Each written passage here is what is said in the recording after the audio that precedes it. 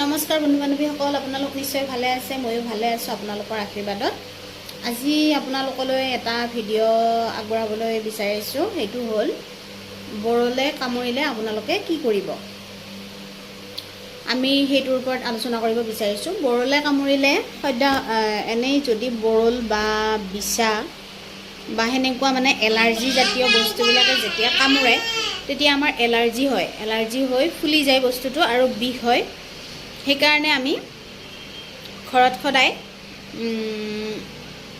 Allergy reaction নহ'বৰ কাৰণে ডেক্সামিথাজন এটা ইনজেকশ্যন পায়। সেইটো ৩-৪টামান এম্পুল ৰাখি থ'ব লাগে। যদি আপোনালোকৰ বিচাই ডাকে বা বৰলে কামোৰে বা সেনেকুৱা খুজতি উঠোৱা খুজতি এলাৰ্জি যদি এলাৰ্জি হয়, যিটো বস্তুৱে কামুৰিলে এলাৰ্জি হয়, বস্তুৱে কামুৰিলে যিকোনো বস্তুৱে কামুৰিলে যেতিয়া ফুলি যায় তেতিয়া তাত আপোনালোকে ডেক্সামিথাজন ইনজেকশ্যনটো অলপ এম্পুলটো ভাঙি তাত লগাই দিব পাৰে। মই বাকীবিলাকৰ ক্ষেত্ৰত নাজানো, কিন্তু বৰলে যদি কামোৰে তেতিয়াহ'লে আপোনাৰ 100% চিয়'ৰ।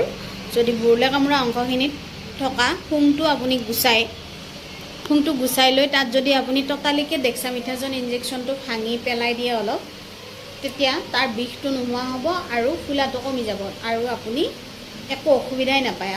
আপোনাৰ ফুলিও নাযায়, বিষো নুঠে, আপুনি একো খাব নালাগে, ঔষধো খাব নালাগে, বস্তু একো লগাব নালাগে, ইনজেকশ্যনো ল'ব নালাগে, একো নহয়। আপুনি মুঠতে ডেক্সামিথাজন ইনজেকশ্যনটো এম্পুলটো ভাঙি আপুনি তাত লগাই দিব লাগে। লগাই অলপ পেলাই দিব লাগে আৰু য'ত কামুৰিছে ত'ত, তেতিয়া এলাৰ্জিক ৰিয়েকশ্যনটো নোহোৱা হৈ যায়। সেইটো আমি পঢ়ি পোৱা নাই, বস্তুটো পঢ়ি পোৱা বস্তু নহয়। ফিজিচিয়ানে সেইটো হেৰি নকৰে, ৰিকমেণ্ড নকৰে, কিন্তু সেইটো মই পাৰ্চনেল অভিজ্ঞতাৰ পৰা কৈছোঁ।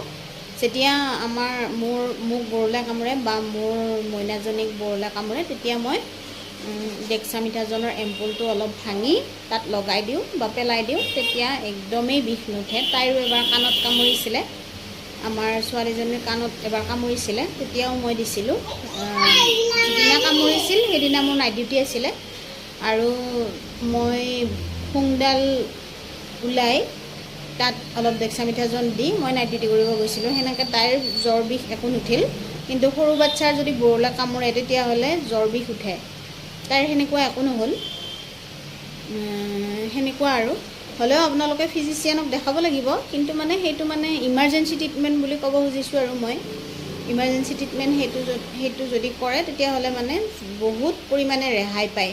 আপোনালোকে বৰলে কামুৰিলে বা কিবাই কামুৰিলে আপোনাৰ যদি ফুলে বা বিষায় তেতিয়ানো কিয় নেদেখুৱাব। নিবিষালেও নুফুলিলেও দেখুৱাব লাগিব, দেখুৱাটো ভাল। কিন্তু মই এইটো কোৱা নাই যে দেখুৱাব নালাগে বুলি, কিন্তু মই কৈছোঁ এইটো বস্তু ইউজ কৰিলে এইখিনি উপশম পায়। ইমাৰ্জেঞ্চি হিচাপে আপুনি ইউজ কৰিব পাৰে। আজিলৈ এইখিনিয়ে আহিছোঁ। নমস্কাৰ।